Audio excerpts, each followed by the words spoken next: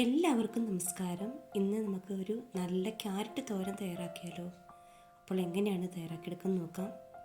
അതിനായി ഒരു പാൻ ചൂടായിട്ട് വരുമ്പോൾ അതിലേക്ക് കുറച്ച് വെളിച്ചെണ്ണ ഒഴിച്ചു കൊടുക്കാം.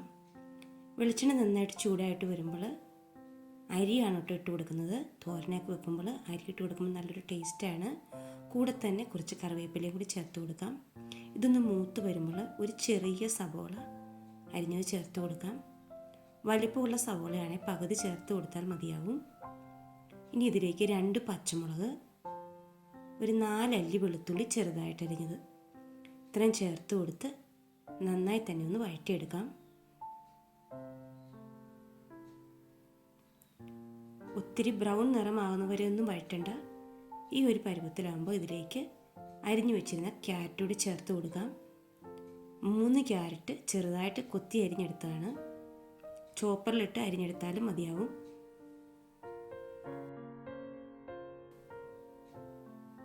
ഇതുപോലെ ഇളക്കി കൊടുത്തതിന് ശേഷം അതിലേക്ക് ആവശ്യമുള്ള ഉപ്പും കൂടി ചേർത്ത് കൊടുക്കാം.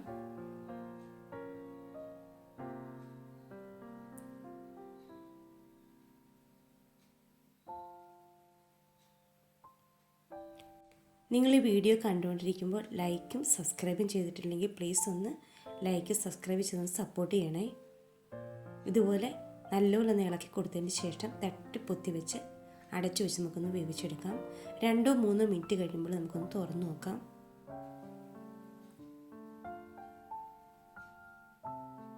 പെട്ടെന്ന് തന്നെ ക്യാരറ്റ് വെന്ത് കിട്ടും.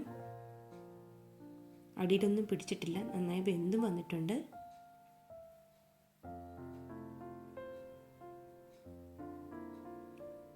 ഇനി ഇതിലേക്ക് 1/2 കപ്പ് തേങ്ങയാണ് ചേർത്ത് കൊടുക്കുന്നത്.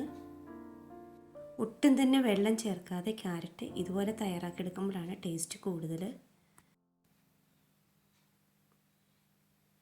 2 പച്ചമുളകല്ലേ നമ്മൾ ചേർത്തിട്ടുള്ളൂ, അതുകൊണ്ട് ഇതിലേക്ക് കുറച്ച് കുരുമുളക് പൊടിയും കൂടി ചേർത്ത് കൊടുക്കുന്നുണ്ട്. കുരുമുളക് പൊടി ചേർത്ത് കൊടുക്കുമ്പോൾ ഈ കറിക്ക് ഒരു പ്രത്യേക ടേസ്റ്റാണ്. ക്യാരറ്റിൻ്റെ ഒരു പച്ച ചുവയുണ്ടല്ലോ, അതെല്ലാം മാറിക്കിട്ടും.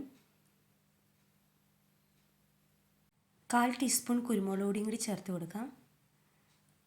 അതിനുശേഷം ഇതുപോലെ നന്നായി തന്നെ ഇളക്കി യോജിപ്പിച്ചെടുക്കാം.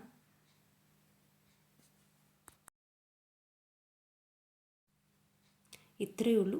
വളരെ പെട്ടെന്ന് തയ്യാറാക്കിയെടുക്കുന്ന ഒരു ക്യാരറ്റ് തോരനാണ്.